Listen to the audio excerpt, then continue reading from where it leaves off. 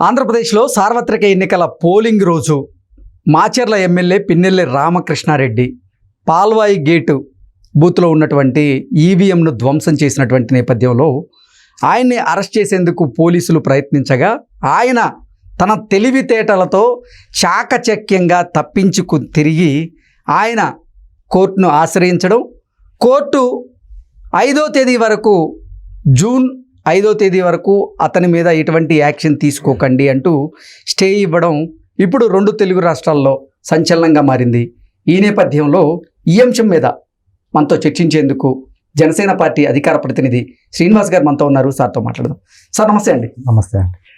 Sir, ఈవీఎంని ధ్వంసం చేసినటువంటి ఘటనలో ఈసీ పిన్నెల్లి రామకృష్ణారెడ్డి గారి మీద సీరియస్గా ఉండడం, పోలీసులు ఆయన్ని అరెస్ట్ చేసేందుకు ప్రయత్నించి విఫలమవడం, ఆయన తన తెలివితేటలతో చాకచక్యంగా తప్పించుకొని తిరిగి ఆయన కోర్టును ఆశ్రయించడం, కోర్టు ఆయన విషయంలో స్టే విధించడం, అసలు ఏంటి సార్ ఆంధ్రప్రదేశ్లో ఏం జరుగుతోంది అంటే ఏం చెప్తారు? పిన్నెల్లి తెలివితేటలు అనే కంటే పోలీసులు చేతకాలతనం అంటాను అయితే. ఓకే, టామ్ అండ్ జెర్రీ ఆట ఆడతారు చూసారా, పిన్నెల్లి పోలీసులు ఆడుకున్న ఆట అలా టామ్ అండ్ జెర్రీ ఆటను మరిపించింది. ఎందుకంటానంటే 13వ తారీఖున ఎలక్షన్స్ జరిగినాయి, ఇన్సిడెంట్ అప్పుడు జరిగింది. 21వ తారీఖున బయటకు వచ్చింది ఇష్యూ అంతాను. ఆ ఇన్సిడెంట్ జరిగిన రోజున అక్కడ అడ్డుకున్నటువంటి తెలుగుదేశం ఏజెంట్ని కొట్టడం కానించి తర్వాత రోజు కారంపూడిలో జరిగిన ఘటనలో ఎన్ని హల్చల్ చేసినాయి అంటే ఇవన్నీ పోలీసులు తెలియవా, ఎలక్షన్ కమిషన్ తెలియవా? సరే, 21వ తారీఖు వీడియో వచ్చిన తర్వాత ఆయన నేను బయటికి వెళ్ళిపోతున్నా అని చెప్పేసి అంటాం, తర్వాత ఏమో గన్మెన్లు కూడా చెప్పకుండా తప్పించుకోవడం, హైదరాబాద్ రావడం, హైదరాబాద్ ఈసీ ఎప్పుడైతే కడారు చేసిందో పోలీసులు రావడం, ఆయన ఎక్కడ ఉన్నాడో ట్రేస్ చేయడానికి వెళ్ళడం, ఆయన ఇంట్లోంచి బయటకు వచ్చి పారిపోతుంటే కారుని ట్రేస్ చేయగలిగారు కానీ ఆయన ఇంట్లోంచి బయటకు వచ్చినప్పుడు కనీసం అరెస్ట్ చేయలేకపోవడం, తర్వాత మళ్ళీ కొన్ని పుకార్లు ఆయన అక్కడి నుంచి శంషాబాద్ ఎయిర్పోర్ట్కి వెళ్ళి విదేశాలకు వెళ్ళిపోయాడని కొన్ని, లేదు అలా తమిళనాడు వెళ్ళిపోయాడు రోడ్డు మార్గులని కొన్ని. అంటే నిజంగా టామ్ అండ్ జెర్రీ ఆటే నాకు గుర్తుకొచ్చింది. అసలు పిన్నెల్లి రామకృష్ణారెడ్డి ఇండియాలోనే లేడు, ఆయన దుబాయ్కి చెక్కేశాడు. ఆయన దుబాయ్కి చెక్కేసేందుకు తెలంగాణకు చెందిన ఒక మాజీ మంత్రి ఆయనకి సహాయ సహకారాలు అందించారని, అది ఒక హైదరాబాద్ లో ఉన్నటువంటి ఒక ప్రధానటువంటి ఛానల్ వారు సహకరించారని వార్తలు. అదే అంటే ఎన్ని ఎపిసోడ్ చూసిన తర్వాత ఒక వ్యక్తిని పట్టుకోవడానికి పోలీస్ యంత్రాంగం ఎంత ఇదిగా చాకచక్యంగా 4-5 బృందాల ద్వారా వెళ్తే కూడా నిజంగా అది పిన్నెల్లి తెలివితేటలకంటే పోలీసులు చేతకాంతారని అంటాను నేను. ఇంకొకటి, అసలు ఒక ఐపీఎస్ అధికారి అలాగే ఒక ఐఏఎస్ అధికారి కూడా ఆంధ్ర నుంచి ఆయనకి సహాయ సహకారాలు అందించారు. వాళ్ళ సహాయం వల్లే చాకచక్యంగా పిన్నెల్లి రామకృష్ణారెడ్డి తప్పించుకోగలిగాడు అంటూ కూడా కొన్ని వార్తలు వచ్చాయి. అవును, ఖచ్చితంగా ఇక్కడ నుంచి చీఫ్ సెక్రటరీ కాడి నుంచి పోలీసు ఉన్నతాధికారుల గారి దగ్గర నుంచి ఐఏఎస్ ఎంతో మంది సహకారం అందించిన మూలనే అతను చాకచక్యంగా పోలీసులతో ఒక ఆట ఆడుకున్నాడు. కారు దొరికింది, డ్రైవర్ దొరికాడు కానీ కారు ఓనర్ దొరకలేదు అనేటువంటి చాలా ఒక విధమైనటువంటి నవ్వు వస్తుంది, హాస్యాస్పదంగానే ఉంది, ఒక విధంగా కోపం కూడా వస్తుంది డిపార్ట్మెంట్ మీద. ఎందుకంటే అతను చేసిన తప్పేం చిన్న తప్పు కాదు. సరే, ఎపిసోడ్ అయింది, అతను ముందస్తు బెయిల్కి యాంటిసిపేటరీ బెయిల్ కూడా వేసుకున్నాడు. అంటే బెయిల్ వేసుకున్న తర్వాత కోర్టు ఒక తీర్పు వచ్చింది. సరే, న్యాయస్థానం ఇచ్చే తీర్పును మనం అందరూ గౌరవిస్తాం. కానీ సామాన్య ప్రజలకు మనకు అనేటువంటి డౌట్స్ వస్తూ ఉంటాయి. ఒక నిందితుడికి ఉన్నటువంటి హక్కులు గుర్తించింది. అతను ఈవీఎంలు పగలగొట్టిన అభ్యర్థి కాబట్టి అతను పోలింగ్ ఏజెంట్లు నియమించుకోవాలి కాబట్టి 4వ తారీఖున కౌంటింగ్ ఉంది కాబట్టి అతని మీద కౌంటింగ్ అయ్యేంత వరకు ఏం చర్యలు తీసుకోవద్దు అనేటువంటి మాట చెప్తే కొన్ని కండిషన్స్ పెట్టింది. ఏదో అభ్యర్థి 4 కంటే ఎక్కువ మంది ఎన్ఐఎస్కి వెళ్ళకూడదు, అతని మీద నిఘా ఉంచాలి, అతను ఎవరిని ప్రభావితం చేయకూడదు అని చాలా వినడానికి చాలా ఇడ్డూరమైనటువంటి కొన్ని కండిషన్స్ పెట్టింది. సరే, కోర్టు వారు మరి నిందితులు కూడా హక్కులు ఉంటాయి కాబట్టి కాపాడింది. మరి ప్రజలకు ఉన్నటువంటి ప్రాథమిక హక్కులు అతను హరించింది. ప్రజలకు ఉన్నటువంటి ప్రాథమిక హక్కులు హరించాడు. ఒక భయవంతమైన వాతావరణం సృష్టించాడు. అక్కడ ఉన్నటువంటి దాని ఏమంటారో సామరస్యపరమైన వాతావరణం ఒక విధమైన గొడవల కింద అలరల కింద సృష్టించి ప్రజల మీద చిచ్చుపెట్టి ఒక విధమైన దాడులు కూడా జరిగినాయి, రక్తపాతాలు జరిగినాయి.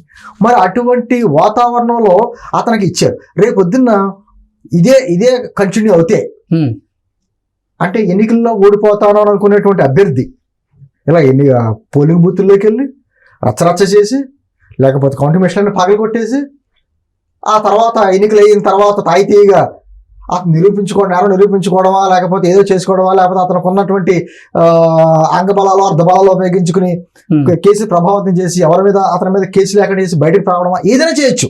సార్ వైసీపీ వాళ్ళ ఆరోపణలు చూసుకున్నట్లయితే ఒకసారి ఈ పాల్వాయి గేటు పోలింగ్ బూత్లో ఈ వైసీపీ సానుభూతి పరులు ఎవరైతే ఉన్నారో వాళ్ళందరినీ ఓటు వేయకుండా అక్కడ మీ కూటమి అభ్యర్థి అడ్డుకునే ప్రయత్నం చేశారని, అందుకే మాచర్లలో అదే పిన్నెల్లి రామకృష్ణారెడ్డి గారు ఆ పోలింగ్ బూత్లోకి ప్రవేశించి ఆ ఈవీఎంను ధ్వంసం చేసేటువంటి ప్రయత్నం చేశారు అంటూ వాళ్ళు చెప్తున్నటువంటి. ఇంకా దాన్ని కూడా వాళ్ళు ఇంకా చెప్పారు, అసలు ఆయన పిన్నెల్లి రామకృష్ణారెడ్డి ఏరా కాదు, మార్ఫింగ్ అయి ఉండొచ్చు, ఇన్ని రకాలుగా చెప్పారు. అంటే ఆ వీడియో చూసిన తర్వాత ఫేక్ వీడియో కాదన్నది వాళ్ళు చెప్పాలి. కానీ ఆ వీడియో చూసిన తర్వాత వాళ్ళు ఏమని చెప్పారు, అక్కడ దాంట్లో ఛార్జ్ షీట్ లో రాయడం ఏంటంటే గుర్తు తెలియని వ్యక్తులు ప్రవేశించారు అనేసండి. ఒక గుర్తు తెలియని వ్యక్తి పోలింగ్ బూత్ లో అడుగు పెడితే అక్కడ ఉన్నటువంటి స్టాఫ్ అంతా లేచి నమస్కారం పెట్టి గౌరవంగా గుర్తు తెలియని వ్యక్తులకి అతను పగలగొడతా ఉంటే భయాందోళనగా చూస్తా ఉంటారా? అక్కడ ఉన్నటువంటి పోలీసులు ఊరుకుంటారా? అంటే అంత ఇదిగా మన వ్యవస్థ ఉందా అక్కడ? అంటే ఎలక్షన్ కమిషన్ కూడా సమాధానం చెప్పాలి. గుర్తు తెలియని వ్యక్తులు అని చెప్పేసి అంటే అది నిజంగా మార్ఫింగ్ వీడియో అనేది కాదు, 2 సెకండరీ. అక్కడ క్లియర్ కట్ గా ఇతను లోపలికి వెళ్ళిన వెంటనే అక్కడ ఉన్నటువంటి పోలింగ్ సంబంధించినటువంటి అధికారులు వాళ్ళు సస్పెండ్ చేశారు. వాళ్ళు సస్పెండ్ చేశారు కదా, మరి గుర్తు తెలియని వస్తే వాళ్ళు ఎందుకు సస్పెండ్ చేశారు? ఇతను చేసిన తప్పు కాబట్టి. అంటే ఇవన్నీ జవాబు లేని ప్రశ్నలు అయిపోయినాయి, సామాన్యులకు అర్థం కాని పరిస్థితి అయిపోయింది. కోర్టు తీర్పు మరీ ఆశ్చర్యానికి గురి చేసింది. అంటే రేపొద్దున ఇదే పరిస్థితి ఇలాగే కొనసాగితే రేపొద్దున ఓడిపోతానన్న భయంతో ఉన్నటువంటి అభ్యర్థులు ఇలాగెళ్ళి బూతుల్లోకి వెళ్ళి పగలగొట్టి రచ్చరచ్చ చేస్తుంటే వాళ్ళ హక్కులను కాపాడుతుంటే ప్రజల హక్కులను కాపాడేది ఎవరు? మనం ఇప్పటికి వరకైనా ఆంధ్రప్రదేశ్ లో వ్యవస్థలో ఇన్ని లోపాలు ఉన్నాయి, ఏం చేసినా న్యాయస్థానం రక్షిస్తాదరా అనేటువంటి ఒక భావన ప్రజలకు ఉంది. న్యాయస్థానం మీద గౌరవం ఉంది. కానీ ఆ గౌరవానికి కూడా అనుమానం వచ్చేటువంటి విధంగా మరి తీర్పులు ఉన్నాయంటే తీర్పులు ఆశ్చర్య కలిగిస్తున్నాయి. సరే, ఖచ్చితంగా మన రాజ్యాంగ పరిధిలో ఉన్నటువంటి బలమైన వ్యవస్థ, న్యాయ వ్యవస్థ మీద గౌరవం ఉంటుంది కాబట్టి తీర్పును గౌరవిస్తాం. కానీ తీర్పులో ఉన్న లోపాల గురించి కూడా మాట్లాడుకునే హక్కు మనకు ఉంది. ఖచ్చితంగా దాంట్లో తప్పేం లేదు. ఈ ప్రజలకు వచ్చేటువంటి అనుమానాలని, ఈ సందేహాలని, అంటే ఇంత విధ్వంసం సృష్టించే వాళ్ళకే హక్కులు ఉంటే సామాన్య ప్రజలు ఆ రోజు ఓటు వేయడానికి భయపడ్డారు కదా, లోపలికి వెళ్ళడానికి భయపడ్డారు కదా, తిరగబడిన వ్యక్తులు రక్తం కారేలా కొట్టారు కదా, ఒక హింస. మళ్ళీ కొత్త వీడియోలు కూడా వస్తున్నాయి, ఒకటి బయటకు వస్తున్నాయి అదే మాచర్ల నియోజకవర్గంలోని. మరి ఇటువంటి వచ్చినప్పుడు ఇంత విధ్వంసం సృష్టించిన వ్యక్తికి అంటే కోర్టు తీర్పు ఎలా ఆశ్చర్యం వేస్తుందంటే, ఒక నరమాంసానికి అలవాటు జంతువుని ఒక 6 రోజులు వెజిటేరియన్ కింద ఉండమంటే ఉంటుందా? ఎక్కడ ఉంటుంది? అతను బయటికి రాకపోవచ్చు, కానీ ప్రభావితం చేయగలడు, అనేక రకాలుగా ప్రభావితం చేయగలడు, అనేక రకాలుగా భయాందోళన సృష్టించగలడు, బెదిరింపులు చేయగలడు. అటువంటి మనస్తత్వం ఉన్న వ్యక్తుల్ని ఎక్కడ ఉంచాలి అక్కడ ఉంచాలి. అతను ఫ్రీగా వదిలేసి ఎలక్షన్ అయిన తర్వాత చూసుకుందామంటే ఎలక్షన్ అయిన తర్వాత చూసుకునేదే ఉంది వ్యవస్థ. అక్కడికి ఇప్పుడు రాజ్యాంగం కల్పించినటువంటి ప్రాథమిక హక్కు కదా ఇది ఓటు అన్నది. మరి అటువంటి ఓటు హక్కుకే భంగం కలిగించేటువంటి వ్యవస్థలు ఉన్నప్పుడు ఎలక్షన్ కమిషను లేకపోతే కోర్టులని లేకపోతే పోలీసులని ఇంత వ్యవస్థలన్నీ చూసి మరి ఏం చేస్తున్నాయి అనేటువంటిది ఒక భావన కూడా చాలా ప్రజలు. నిజంగా నిన్న ఆ తీర్పు చాలా ఆశ్చర్యం వేసింది చాలా మందికి. ఏంటి ఈ విధంగా దొరికాడు, ఏదో రకంగా. తర్వాత పిన్నెల్లి రామకృష్ణారెడ్డి సోదరులు ఇద్దరు కూడా మళ్ళీ మాచర్లకు రాబోతున్నారు అనేటువంటి వార్త ఇప్పుడు మళ్ళీ వస్తాడండి. హ్యాపీగా వస్తాడు. వాళ్ళకి పోలీసులే రక్షణగా ఉంటారు. ఎవరైతే ఇతన్ని వాళ్ళని పట్టుకుంటానికి వెంటాడారని పేపర్లో వచ్చిందో అదే పోలీసులు వారికి రక్షణగా నిలబడతారు. ఇటువంటి వాళ్ళు బయటకు రాకుండానో లేకపోతే వాళ్ళ మీదకి ఎవరు వెళ్ళకుండానో మొత్తానికి రక్షణ కల్పించి వారికి రక్షణ కల్పిస్తారు. నేంటే ప్రజల ప్రశ్నలకి సమాధానం చెప్పవలసిన బాధ్యత ఈ వ్యవస్థలకు ఉంటుంది. అది పోలీస్ వ్యవస్థ కావచ్చు, న్యాయ వ్యవస్థ కావచ్చు, ఎలక్షన్ కమిషన్ కావచ్చు.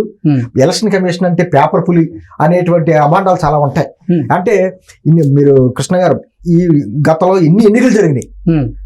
దొంగ ఓట్లు పట్టించిన వాళ్ళు ఉంటారు, లేకపోతే రకరకాల అలర్ట్ చేసిన ఉంటారు.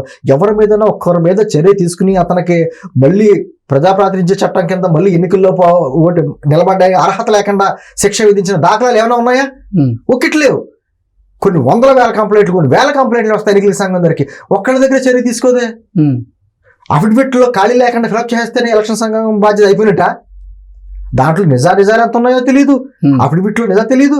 కొన్ని ఎన్నికల నిర్వహణ విషయంలో వ్యవస్థలన్నీ పోలీస్ వ్యవస్థ సహా అంతా వాళ్ళ అండర్లో వెళ్తారు కదా. మరి వాళ్ళ అండర్లో వెళ్ళిన పోలీస్ వ్యవస్థను కూడా కంట్రోల్ చేయలేకపోతుంటే ఇంకా ఎన్నికల వ్యవస్థ మీద ఎందుకు ప్రజలకు నమ్మకం ఉంటుంది?